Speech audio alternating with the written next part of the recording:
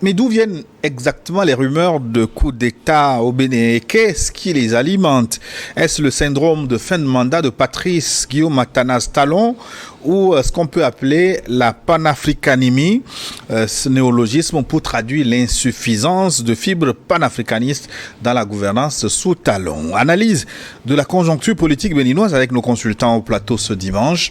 Anani Sossou est avec nous. Bon retour et bonjour cher ami. Bonjour à tout le monde, bonjour mon cher Excellence l'ambassadeur, bonjour à toi Gilles. Je voulais profiter pour, on est encore en janvier, souhaiter mes vœux de santé à tous ceux qui nous suivent, mes vœux de bonheur, de prospérité, soyez toujours scotchés, c'est une nouvelle Afrique qui naît et cette Afrique-là verra une autre autonomie, une souveraineté vraiment conquise avec un développement économique à la base. Meilleurs vœux à tout le monde. Meilleurs vœux à vous, santé et prospérité. Anani Sossou, le prince d'Enfouin dans ses habits royaux. Anani Sossou, je rappelle, il est consultant en communication politique. Il a rendu la mèche. L'homme qui ne bouge pas est avec nous ce dimanche encore. Merci à lui. Excellence, bonjour. Bonjour Gilles, bonjour à nos amis téléspectateurs et bon dimanche à tout le monde. Goyou Kokou Kegewe, ancien ambassadeur, journaliste Bénin, qui cherche à dégager Patrice Talon du pouvoir. Interrogation, c'est le sujet du jour. Mais vous êtes conviés à répondre à la question avec nos consultants. Envoyez vos contributions via WhatsApp comme tous les dimanches, plus de 128 96 08 43 43. Je vous ferai le devoir de relayer ces contributions dans la seconde partie, dans une heure environ, si vous nous écoutez ce dimanche. À midi, nous sommes en direct. Si c'est en différé que vous nous suivez sur notre chaîne YouTube New World TV officielle, c'est le moment de nous protéger avec votre pouce. Likez cette émission, commentez abondamment, que vous soyez d'accord avec nous ou pas, vos commentaires. Et abonnez-vous à notre chaîne si ce n'est pas encore fait pour recevoir les notifications lorsque nous avons de nouvelles vidéos. Et partagez New World Forum, la voix de l'Afrique panafricaniste. Alors, retour au plateau. Anani Sossou, des opposants en prison ou exilés, pas la peine de citer les noms, vous le connaissez au Bénin. Inimitié avec les pays voisins, le Niger, le Burkina Faso dans une moindre mesure, le Togo. Talon est-il devenu un chef d'État isolé dans la sous-région selon vous? Oui, isolé, je ne pense pas trop, parce que au-delà de l'inimitié avec le Niger, le Burkina, bref, avec les États du Sahel, de l'Alliance des États du Sahel, je crois quand même qu'il entretient de très bonnes relations, par exemple, avec certains chefs d'État, notamment avec le Nigérian Tinubu. Mais il y avait brouille pendant longtemps entre le chef d'État précédent. Exactement, avec Boari, il y avait eu des brouilles, effectivement, puisque la frontière avait été fermée pendant plusieurs mois. Plusieurs mois, donc il a dû négocier, mais depuis que Tinubu était était arrivé plutôt au pouvoir, et lorsque il s'est agi, par exemple, de déclarer une guerre au Niger après le coup d'État de juillet 2023, on a vu qu'il y a un réchauffement des relations entre le Nigeria et le Bénin par rapport au Niger. Et on sait également que le Bénin et le Sénégal et certains pays de la sous-région, hormis les États de l'AES et dans une moindre mesure le Togo, Talon entretient quand même de très bonnes relations avec les autres pays. Donc je ne dirais pas complètement qu'il est isolé, mais sur le plan interne, il a beaucoup d'inimitiés, par exemple, par rapport à tous ces procès, je dirais, un peu fantaisistes qu'on a collé à Joël Aïvo, qu'on a collé à Rekia Madougou, qu'on a collé tout récemment à son meilleur ami Olivier Bokor et à celui qu'il a toujours appelé son fils Oswald Romeki. Donc on a constaté quand même que depuis l'avènement de Patrice Talon à la tête du Bénin, et on a senti un certain musellement de la parole. On a senti quand même qu'il a voulu mettre tout le monde au pas. Il a voulu que tout le monde s'agrippe derrière ses idées, derrière tout ce que lui décide. Or, le Bénin a toujours été cette démocratie exemplaire que toute la sous-région, toute l'Afrique enviait. Mais on a constaté également que Patrice Talon, ce n'est pas que un personnage qui veut amener un développement économique, social, durable au Bénin. On a constaté que derrière ce développement, il y a une forme de dictature qu'il cherche à imposer à tout le monde. Même il avait quand même prévenu. Il disait vouloir compromettre la paix pour apporter le développement. Oui, mais on ne peut pas compromettre la paix pour apporter le développement. Les deux vont de pair. Si, par exemple, on cherchait à faire taire toutes les oppositions, si on ne veut pas qu'on fasse un procès de la gouvernance Talon, mais comment saura-t-on que Talon fait bien ou il fait mal? Il faut une opposition. Vous avez vu même au niveau de la presse est muselée. Il y a des journalistes qui sont en exil ou sont en fuite. Il y a des faiseurs d'opinion. Le cas, par exemple, de Steve Amoussou, alias Frère Rouvi. On a vu ce qui s'est passé. On est venu le kidnapper au Togo ici pour l'amener au Bénin. Et il est en prison. Et Talon, à son arrivée, il a mis la justice au pas. Il a créé la Criette.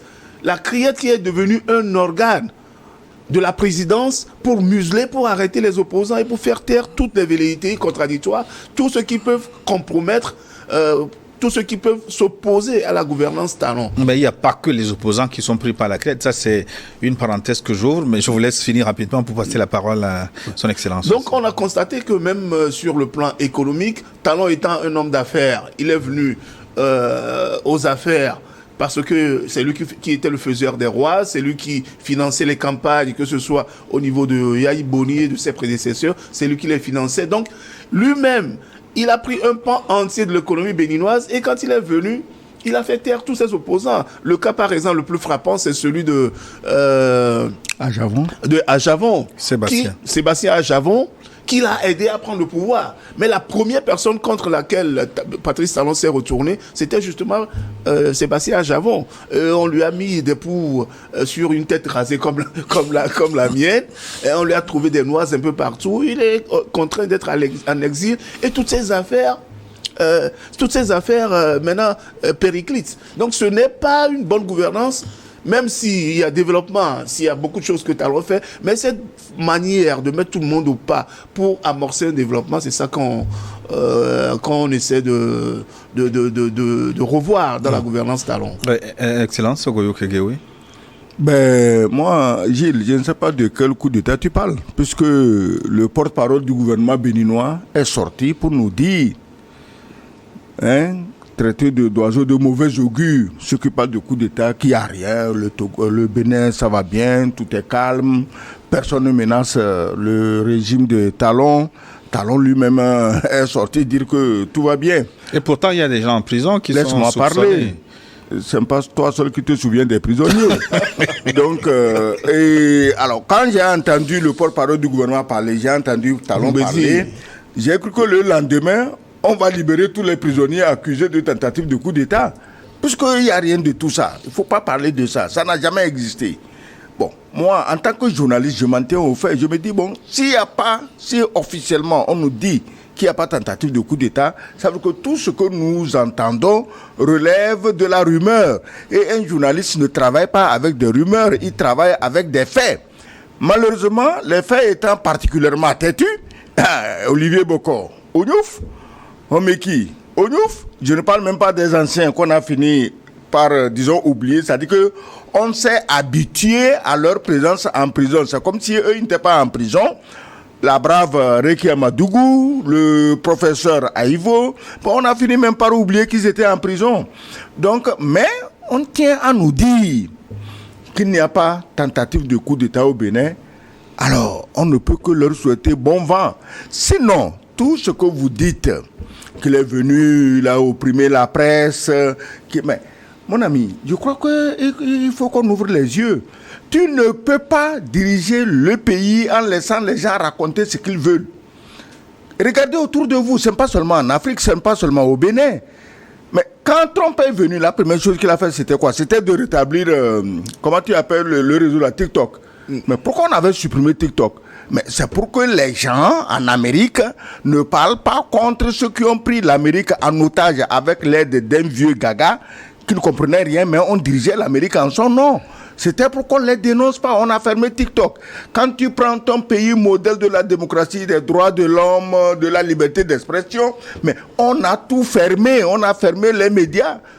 Ceux qui ne disent pas que, bon, Poutine c'est le diable, ceux qui ne disent pas que, comment tu l'appelles, le drogué de Kiev là, que ceux qui ne disent pas que c'est un ange, mais on a tout fermé. En France ou ailleurs, on a tout fermé. Tu ne peux pas dire ça. Donc, tu ne peux pas contrôler un pouvoir si tu ne contrôles pas les médias. Ça, ce n'est pas une nouveauté au Bénin. C'est comme ça devait être comme ça. On ne peut pas laisser les gens raconter n'importe quoi, d'autant plus que ceux qui racontent n'importe quoi ne le disent pas sur des bases objectives, mais les gens, surtout chez nous en Afrique, les gens utilisent leurs émotions qu'ils prennent pour de grandes analyses politiques. Tu les vois des trémolos dans la voix pour faire de grandes analyses politiques, alors qu'ils sont juste en train d'exprimer leurs émotions et souvent leurs idées, leurs analyses, soi-disant politiques, rasent les pâquerettes. Oui, mais excellent ce que vous dites. Certains ne sont pas d'accord non plus avec vos analyses, vos commentaires. Est-ce une raison, par exemple, pour qu'on vous interdise le micro, pour que vous ne puissiez pas parler? Mais attends, si les gens qui ne sont pas d'accord pouvaient, ils m'auraient interdit le micro, tu le sais bien. Tu le sais bien. Quand tu vois toutes les lettres qui se baladent contre nous, tu crois que ces gens qui écrivent ces lettres-là, s'ils avaient les moyens de nous empêcher de parler, qu'est-ce qu'ils auraient fait? Mais mon ami, Anani, je dis ceci, le pouvoir, tu le gères ou tu ne le gères pas. Ce n'est pas un problème de talent, c'est un problème de tous les pouvoirs du monde. Quand Biden, avant de partir, il a fait quoi? Il a gracié toute une foule. Pourquoi il les a graciés? Mais ce n'étaient pas des enfants de cœur. Il sait ce qui va leur arriver. Quand Trump lui est arrivé, première chose, il a fait quoi? Il a libéré les gens qu'on avait arrêtés au Capitole pour aller les enfermer. Donc, c'est le jeu politique. Chacun fait la politique qui l'arrange, qui permet à son pouvoir de tenir et de durer. Oui, mais maintenant, le baromètre quand même de la démocratie, c'est la liberté d'expression. Je suis d'accord avec toi. Chacun est libre de s'exprimer. Je suis d'accord. Mais dans le respect des lois. Dans le respect des lois, en vigueur, effectivement. Je suis un des plus grands bénéficiaires de la liberté d'expression, puisque je peux venir ici parler comme je parle. Mais tout le monde, toutes les stations de radio ou de télévision ne sont pas au Togo, où tu peux aller parler comme tu veux. Donc, si chez d'autres, il n'y en a pas, moi, je ne vais pas leur faire un procès pour ça. Mais ceux qui me font un procès, ou nous font un procès, parce qu'on a la liberté d'expression, ça fait leur affaire. Donc, la liberté d'expression est nécessaire. Au Bénin, je crois que c'est toi qui avais reçu ici aussi le même porte-parole du gouvernement. Oui, Léandre Oumbédi. Léandre Oumbédi. Mais il t'a dit ce qu'il t'a dit. Il n'a jamais dit qu'on a interdit à quelqu'un au Bénin de parler. Mais ça dépend de qu'est-ce que tu racontes. Mais le malheur dans tout ça, c'est que eux, chez qui on ne doit rien dire, eux, ils sont là à fatiguer les autres. Quand tu prends par exemple la dernière fois, le ministre Robert Doucet a dit, c'est dans une interview, c'est-à-dire que Robert Doucet n'a pas organisé une conférence de presse pour proclamer l'adhésion du Togo à l'AES. Il n'a pas fait ça. Il répondait à une interview. Pour avoir dit que ce n'est pas exclu. À ma question d'ailleurs. Il semble que c'est toi qui concoctes les questions dangereuses. Non. Voilà. Pour avoir dit qu'il n'est pas exclu que le Togo rentre dans l'US, tu as vu les levées de boucliers et la pire, celui qui a franchi le mur du son, comme le dit le canard enchaîné, c'est qui?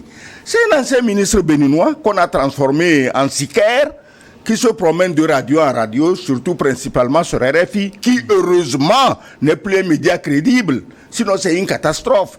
C'est lui qui va là-bas, le Togo veut rentrer dans l'AES parce qu'il ne veut pas respecter ou passer sous les fourches codines de la CEDEAO. Mais comment la CEDEAO peut avoir des fourches codines, elle qui était là pour agrandir le champ de la liberté?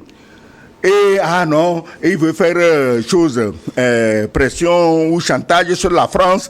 Mais et ces gens-là qui font ces analyses à rebrousse-poil, mais ils viennent de ce pays dont nous parlons aujourd'hui. Chez eux, moi je dis, ils ont le droit de brimer qu'ils veulent, mais ce n'est pas la peine qu'eux, ils envoient des sicaires, des mercenaires des médias pour vilipender les autres pays quand ils prennent des décisions souveraines. Mais l'évidence... Autant on respecte leur souveraineté, autant ils sont tenus de respecter la souveraineté du Togo. Aujourd'hui...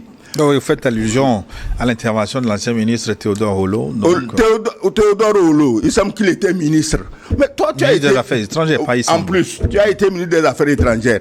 Tu n'as rien à dire sur ton pays. Tout ce qu'on dit là, il n'y a rien à dire sur son pays. Il a été interrogé sur un autre pays. Donc. Il a été... Et qui l'interroge? C'est les mêmes. Ceux qui veulent semer la zizanie entre nos pays, le Togo et le Bénin, c'est des pays voisins, on ne peut pas les déplacer. L'évidence aujourd'hui quand même au niveau du Bénin, l'évidence aujourd'hui quand même au niveau du Adani Bénin, Soso. oui, c'est que... Mais moi, j'aime pas finir, tu me coupes la parole. Oui, mais parce que... Est-ce que quand tu parlais, je t'ai coupé la parole? C'est un dialogue, on peut échanger. Pas totalement en phase avec tout ce que tu non, je ne demande même pas ton adhésion. Oui, d'accord, on est dans un... Voilà, je ne demande pas ton adhésion. Je dis ce que je vois. En matière de liberté d'expression, en matière de démocratie, l'évidence aujourd'hui qui saute aux yeux, c'est qu'on constate quand même qu'il y a une régression démocratique au niveau du Bénin.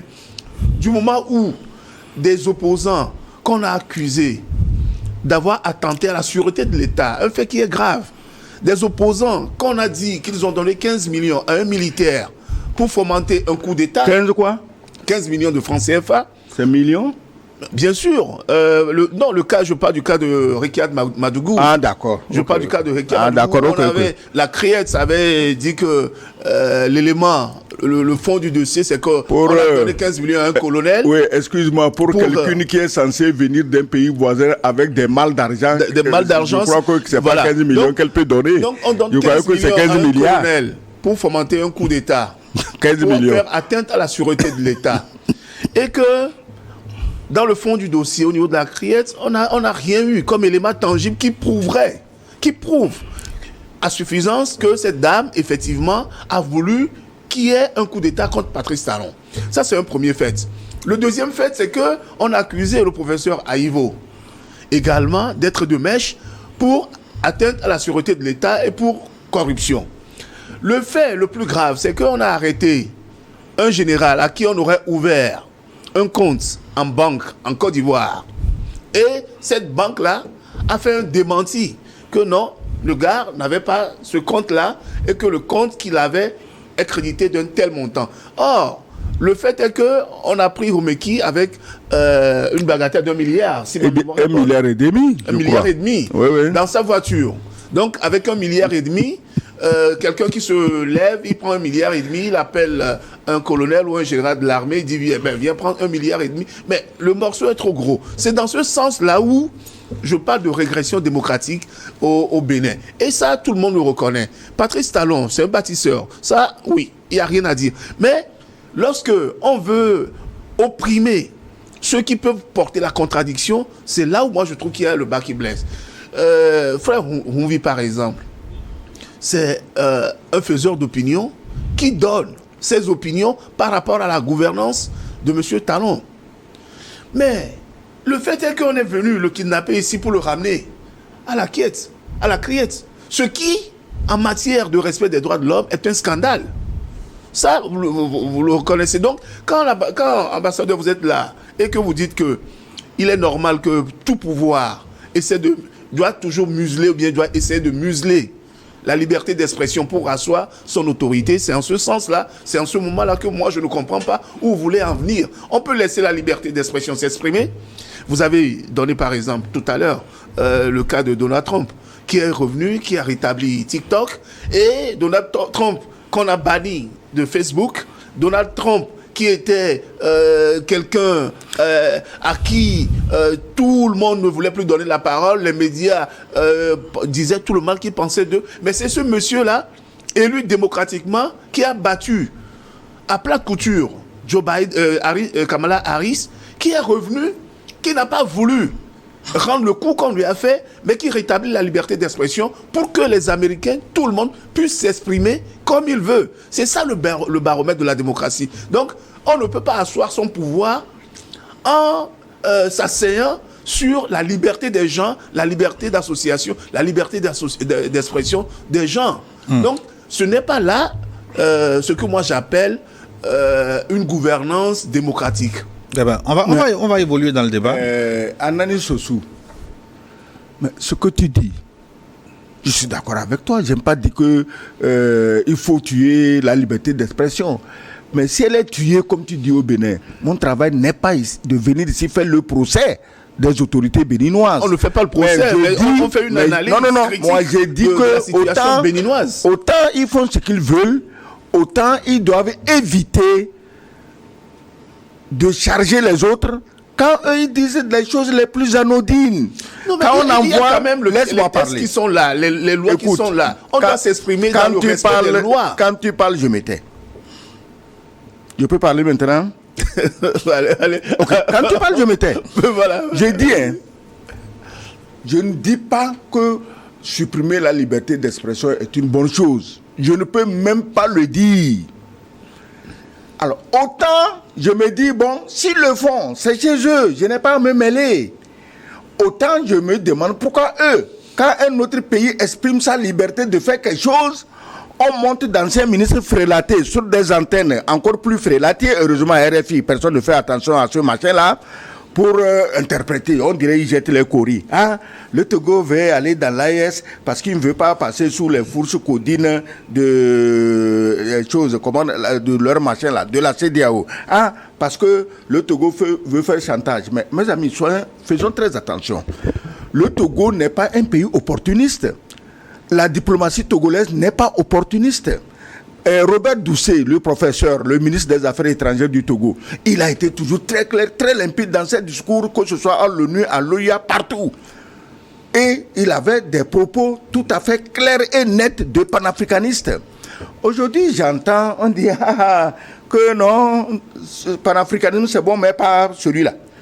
Mais des gens se sont octroyés le droit de dire qui peut être panafricaniste et qui ne l'est pas.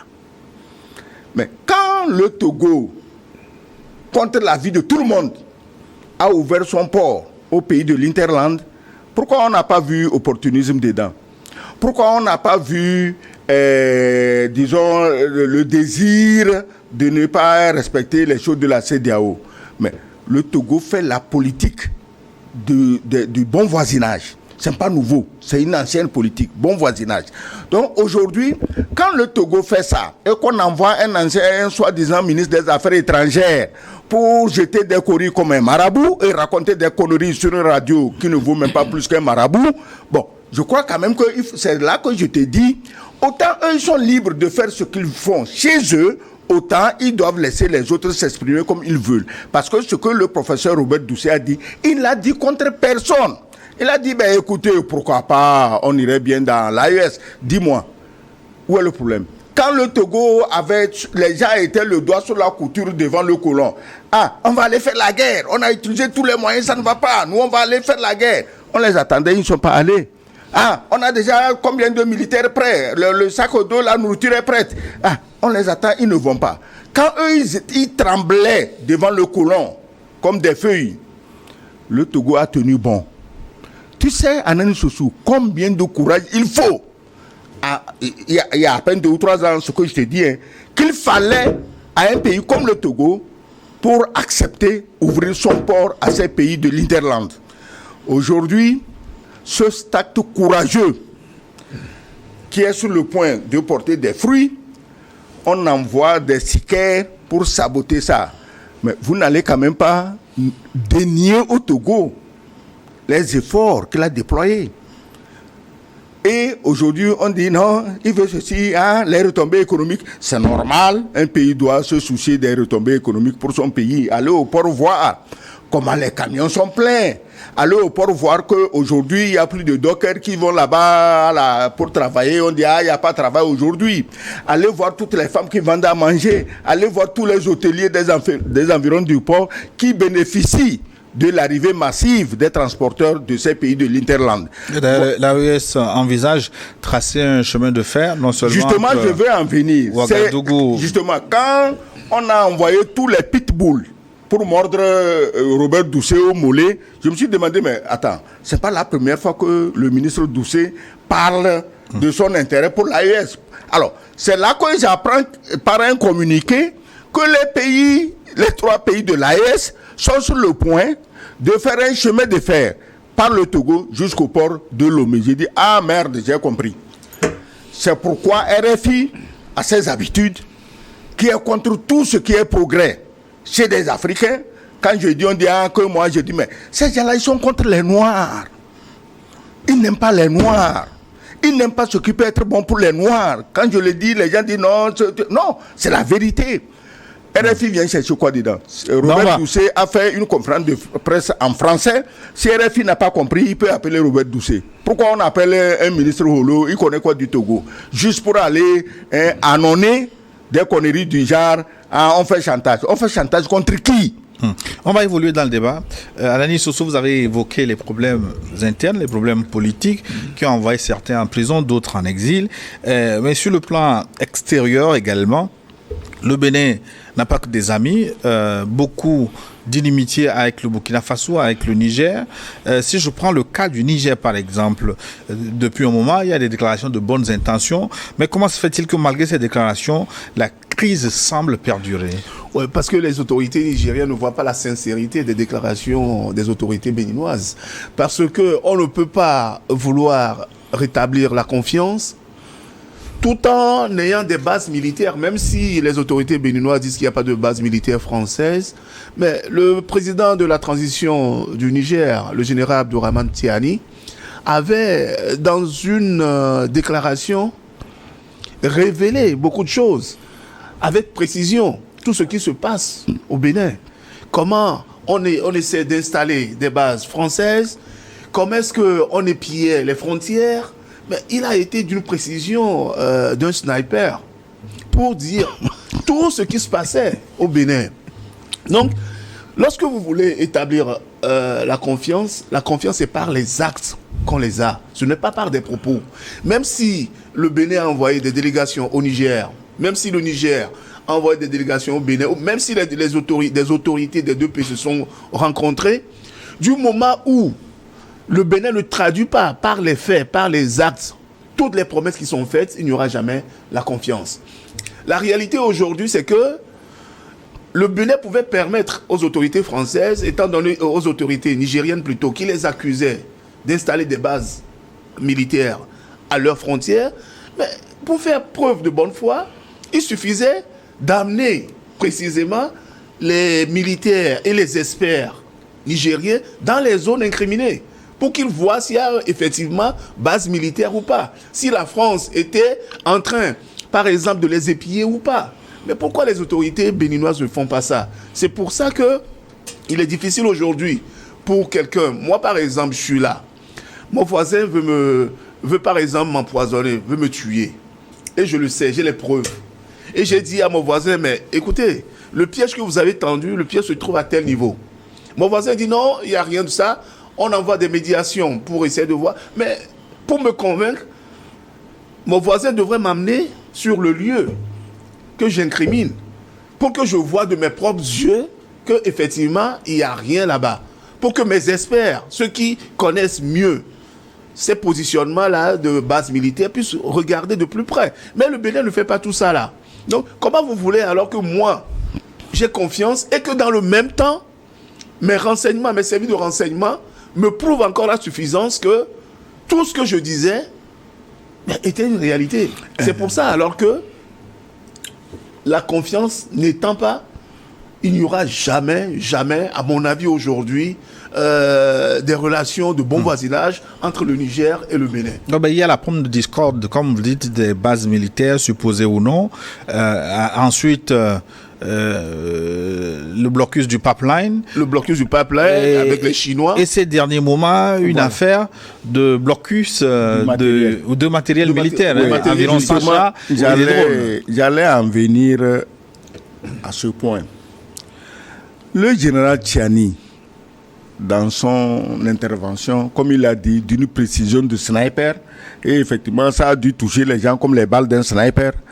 Il a posé une question au ministre de l'Intérieur du Bénin. Dis-nous où sont passés les 100 drones que tu as réceptionnés. Voilà. Tu n'as jamais eu une réponse? Non. Les drones sont entre les mains des terroristes. Maintenant, un ministre nigérien sort et dit Mais écoutez, tout ce qu'on vous a dit, mais c'est rien, il y a encore pire. C'est qu'ils ont saisi, immobilisé au port de Cotonou notre matériel militaire. Donc des chars, des blindés, certainement, bon, moi je suis pas militaire, des blindés, des chars, des transports de troupes et autres, une centaine au moins. Bon, je m'attendais à une réaction côté béninois pour dire mais ce que vous dites est faux.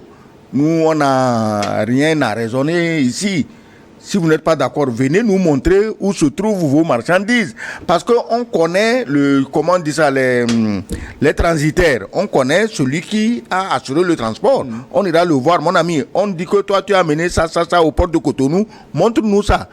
J'ai plutôt vu quelqu'un qui est un partisan du statu quo au Bénin, qui écrit un long article pour essayer de mettre les rieurs de son côté contre la déclaration nigérienne selon laquelle des équipements militaires ont été immobilisés au port.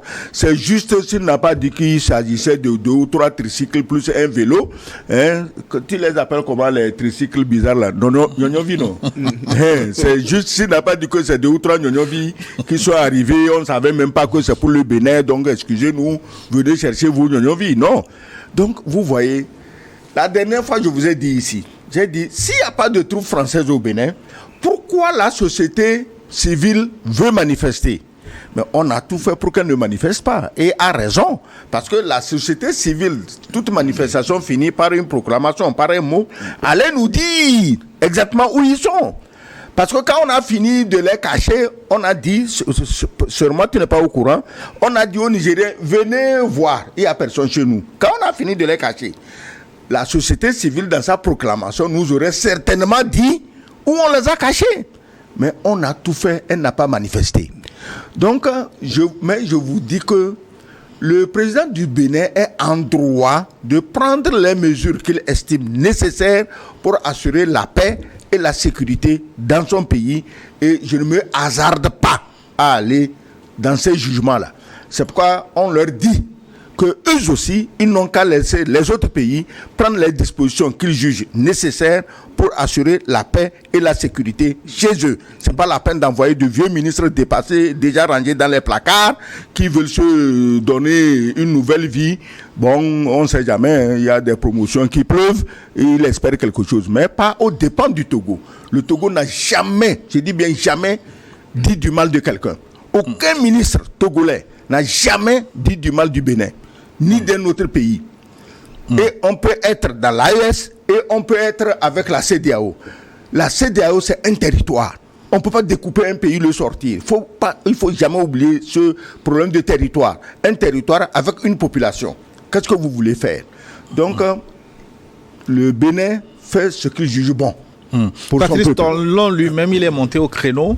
L'hypothèse que lui-même a retenue, ce sont des velléités qu'on lui prête à raison ou non, velléités de 3e mandat. Est-ce qu'on peut verser cette hypothèse dans l'analyse que nous sommes en train de faire? Oui, mais bon, je vais revenir un peu en arrière, parce que je crois que les chefs d'État aujourd'hui qui sont contre les pays de l'AES, ils sont manipulés. Parce que les terroristes ont une autre ambition. Leur ambition, c'est quoi? C'est de prendre tous nos territoires jusqu'à la côte, d'avoir accès à la mer. C'est ça peut-être que le Bénin ne sait pas. Vous avez vu ce qui s'est passé au Bénin la dernière fois avec une trentaine de militaires tués. Sinon plus. Oui, si tant est que le Bénin, qui serait un pays qui serait un ami de la France, un pays peut-être qu'on dit disposer d'une base militaire française sur son territoire, si réellement ce Bénin doit être protégé, je ne crois pas que les terroristes allaient les frapper. C'est parce que les terroristes manipulent tout le monde. Ils ont une autre ambition que les chefs d'État ne savent pas. Et ces ambitions-là, peut-être, ce sont les sponsors qui sont en train de manipuler tout le monde. À la fois les terroristes et à la fois le chef d'État. Mais ce qui est sûr, c'est que l'ambition de ces terroristes, c'est d'avoir accès à la mer. Pourquoi? C'est pour leur trafic en tout genre, qui veulent avoir accès à nos côtes. Donc nos chefs d'État doivent savoir que, pris isolément aujourd'hui, aucun pays ne peut lutter contre le terrorisme. C'est pour ça d'ailleurs que moi je salue, en passant au passage, la création de la force militaire des États de l'AES de 5000 hommes, dont l'objectif primordial est de lutter contre le terrorisme. Donc, isolément pris, aucun pays aujourd'hui ne peut prétendre mettre en déroute ces terroristes-là sur nos territoires parce qu'ils ont des sponsors qui sont forts, les sponsors qui les arment, les sponsors qui leur fournissent des renseignements en tout genre. Parenthèse close. Pour répondre à ta question, Gilles, l'histoire du 3e mandat de Patrice Talon, ça fait longtemps qu'il l'a dit qu'il ne briguera pas un 3e mandat. Ouais. Et moi, j'ose le croire. Parce que je crois que pas plus tard que la semaine dernière, il a encore dit que il a fait inscrire dans la Constitution une clause qu'aucun Béninois de son vivant ne peut faire plus de 2 mandats.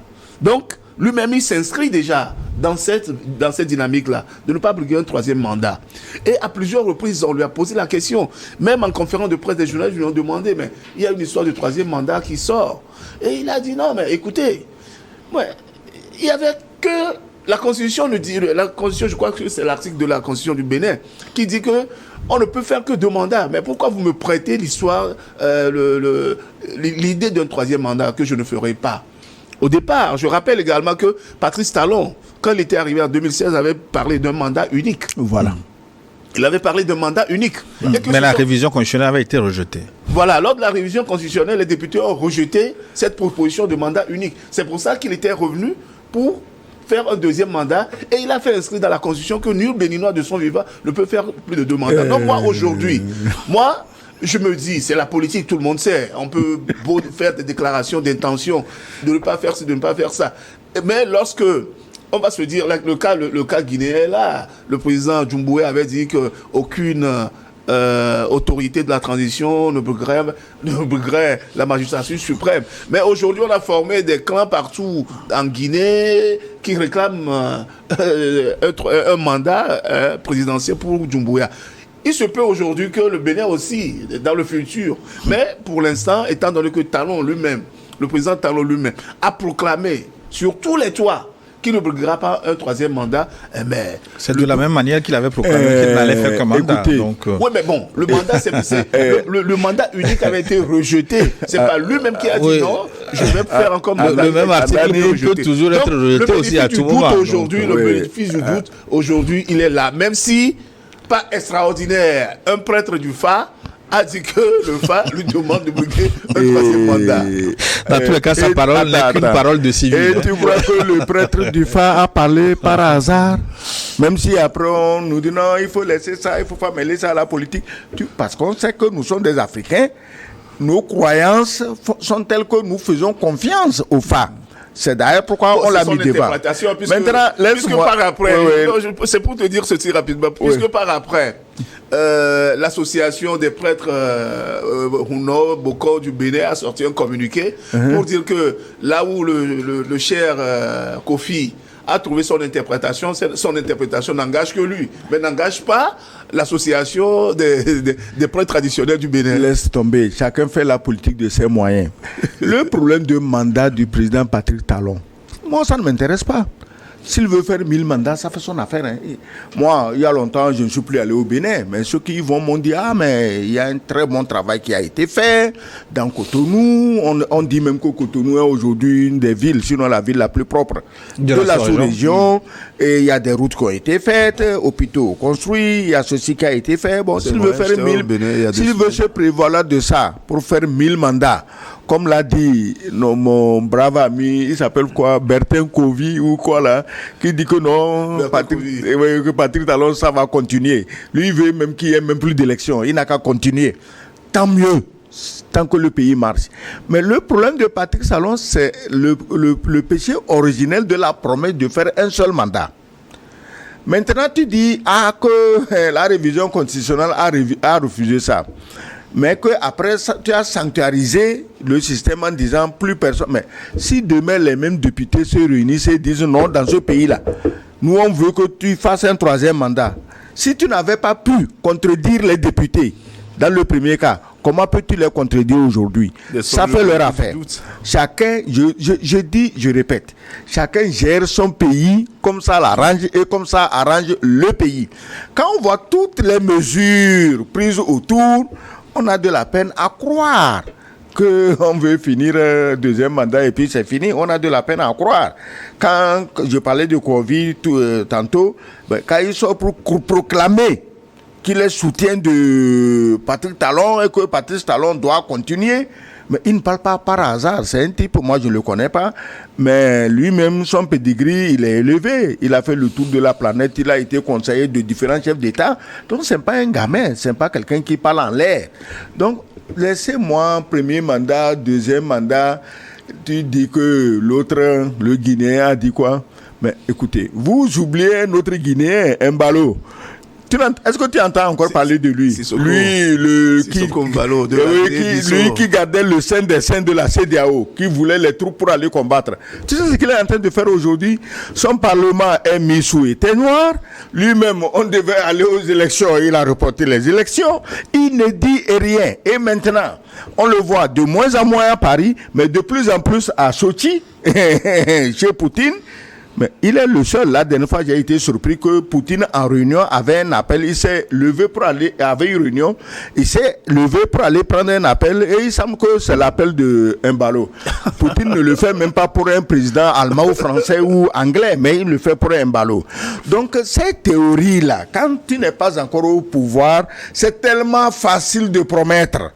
En te disant, bon, si je fais un mandat, au bout du mandat, je suis assez rassasié, je n'en aurai pas plus besoin. Mais le pouvoir, plus tu manges, plus tu as faim. Il faut faire attention. Donc, il faut laisser les lois jouer la constitution que chaque pays s'est donnée. On la laisse jouer et on avance. C'est tout. Moi, je ne suis pas dans cette humeur, émotion personnelle. Ça ne m'intéresse pas. Mais après avoir dit tout ça maintenant, on va... conclut cette première partie avec la réponse à la question cruciale. Qui cherche à dégager Patrice Talon du pouvoir? Après avoir dit tout ce que nous avons dit, est-ce que l'ennemi vient de l'interne ou de l'extérieur? Analyse sociale. Mais le grand Patrice Talon lui-même, il s'est fait beaucoup d'ennemis à l'intérieur.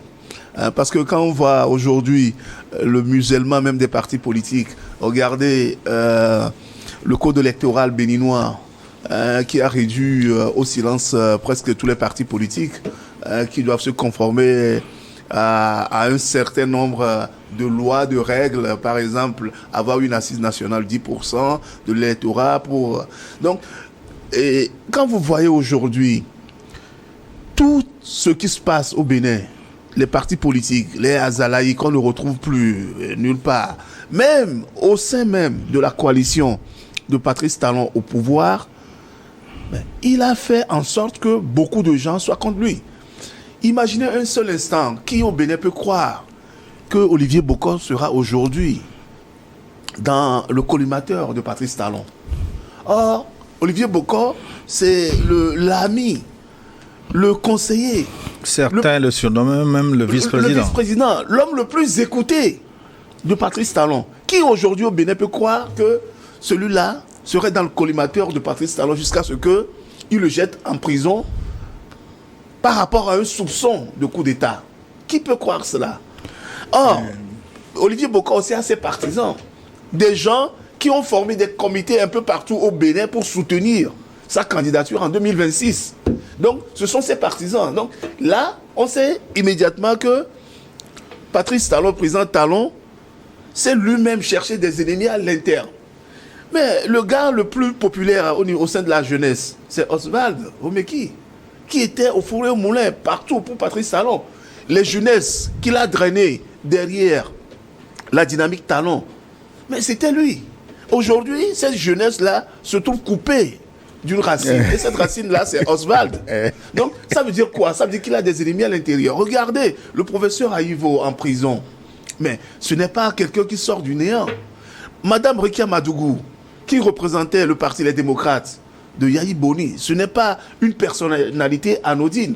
Donc, au regard de tout ce qui se passe, au regard de tous ces exemples que je viens de mettre côte à côte, mais Patrice Talon lui-même, il s'est attiré la foudre de l'intérieur. Et n'oublions pas qu'il y a des partisans du président Talon, bien sûr, mais le nombre croissant de personnes qui trouvent sa gouvernance un peu dictatoriale, c'est une forme également d'inimitié que Talon lui-même s'est créé en voulant diriger le pays d'une main de fer. Or, tous les Béninois savent comment le président Talon s'est enrichi dans le coton Quand il est arrivé au pouvoir, ce qu'il a fait du port autonome de Cotonou, tout le monde le sait. Donc, c'est quelque part le voleur qui ne veut pas se faire voler. Donc, au regard de toutes ces analyses-là, l'ennemi du président Talon n'est pas à l'extérieur, mais à l'interne.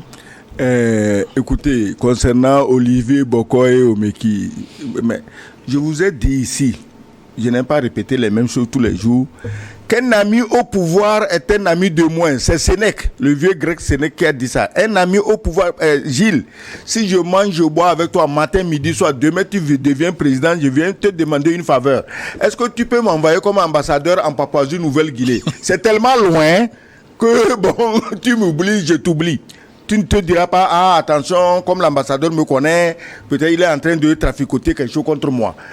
On n'est jamais président d'un ami. On est président d'un individu, ami d'un individu qui devient président. Ok. Mais dès qu'il devient président, toi tu n'es pas président, laisse-le tranquille.